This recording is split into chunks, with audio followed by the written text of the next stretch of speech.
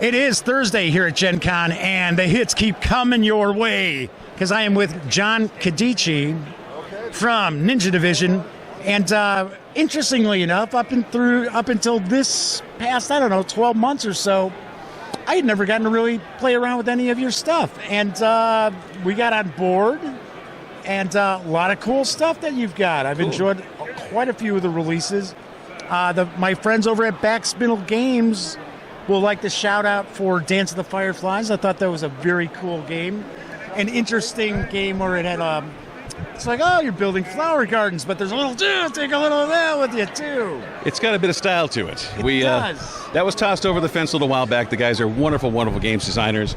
And we had a hand in helping a little bit with the design, the packaging, kind of sprucing things up. And we've made a beautiful product working with them. And it's really a good partnership. So we're happy to move and make cool games. And you have a few different partnerships. And let's talk about a newer partnership you have, because it is your big Gen Con release. Yes. And of course, we are talking about Warhammer Doomseeker. Yes. Where each player, I believe, is playing a dwarf who is looking to die with the most honor or... the most glory. Most glory. There we go. Yeah. Doomseeker's a fantastic property. We had an opportunity and had many opportunities to work with Games Workshop, and recently, the first licensed product that we've wrapped up with them is Doomseeker. As you say, you take on the role of a dwarf slayer.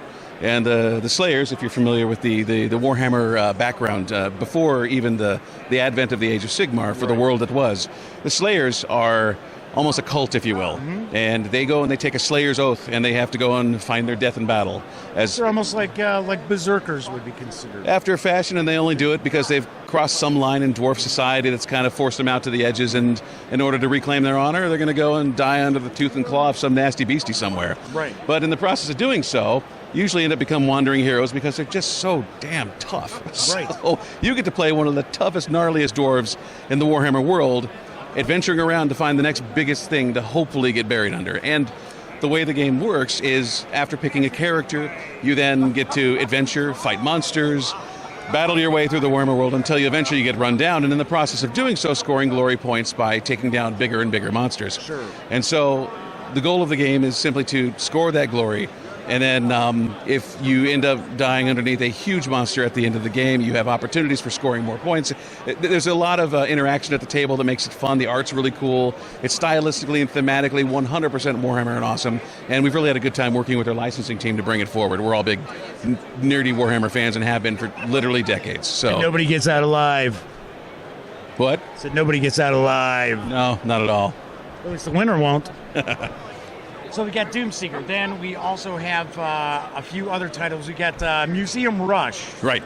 Which I believe is sort of a heist game. It's a heist game. We're working with our partners at Room 17 Games. They've designed a really cool, quick-to-play, anybody-to-pick-up style game where you play as a thief. You're breaking into a museum. You're trying to make off with the loot. And it's meant about timing, doing it fast, breaking locks, and all the while avoiding the guards. And so you can play a number of different thieves rolling into the same museum with you and your friends, but ultimately only one of you is going to get out and try to get the best deal out to your buyers. And so in doing so, you might set traps and move things around and make it a little extra difficult for your opponents to succeed.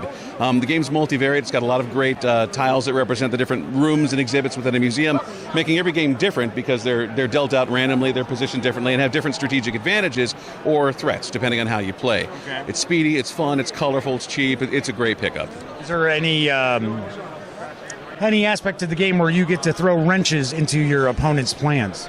Wrenches into plans. Well, you're trying to mislead the guards of the museum and try to get them to move where it is you want them to be advantageous to you, which also means it threatens your opponents. Sure. And the more triggers you pull around the museum, the more alarms sound and the more guards are going to enter the building, making your life very difficult very quickly. Okay. So managing that is one of the ways that you can absolutely key and mess with your opponents. And then you have another release, which is, I believe, was it Rainbow Knights? It is Rainbow Knights. Okay. And Rainbow Knights, again, this is a brand new product right off the shelf for us. It's made with David Carls, a game designer, who's worked with us on little projects here and there, but he himself works on much bigger games designs. It's just a really cute, colorful game. Anybody can sit at a table and play, where you play little colorful knights riding on magical flying monsters, and the whole while shooting rainbows out their butts. And in doing so, you're trying not to collide with their rainbow trails or collide with other obstacles that are on the game field.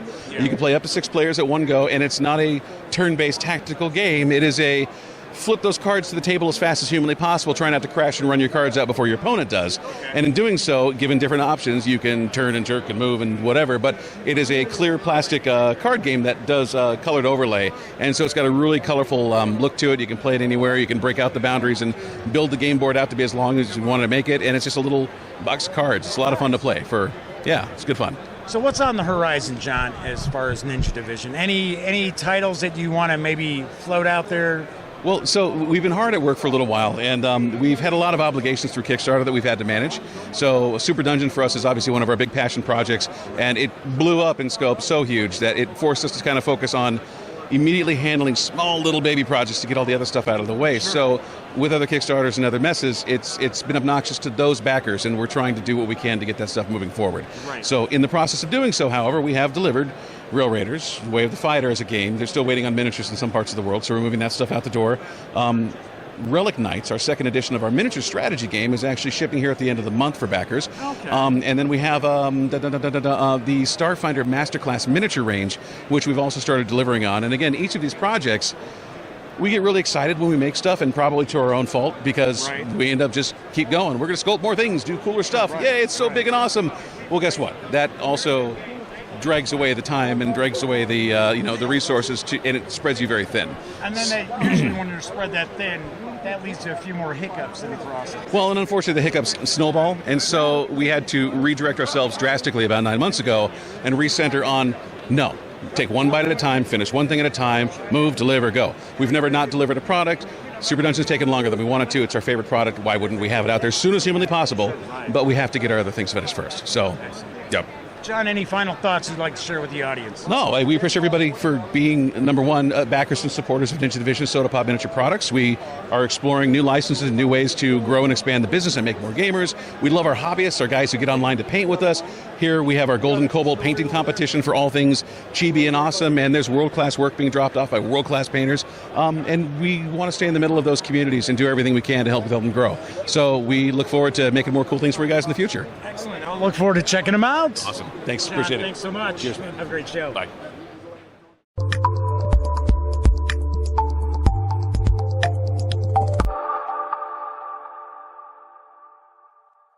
Thanks again for watching The Daily Dope, presented by The Gaming Gang. If you like this episode, be sure to give it a quick thumbs up. And if you dig the channel, please subscribe. If you'd like to check out our previous episode, click right here. And if you want to check out a somewhat randomly selected episode, give a click right down here. It'll be like opening a box of Cracker Jacks. You just don't know what you'll get. Once again, thanks for watching, and I'm Jeff McAleer.